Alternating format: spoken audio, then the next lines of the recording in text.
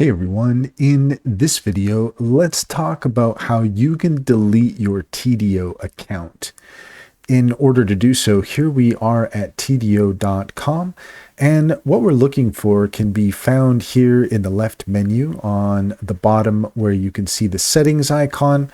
We're just going to go ahead and click on that, and then from here, we're going to scroll down until we see the selection that says project and billing. Let's go ahead and click that.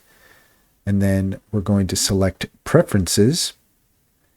And then scrolling down, you're going to see this option here that says delete project. And this is actually going to allow you to delete your account. So if that is what you want to do, then you can certainly do so. But if you are interested in taking advantage of Tidio, if you check in the description, there is a link there. And if you click on that and get started with Tidio, then you would be helping us out, and we would certainly appreciate that.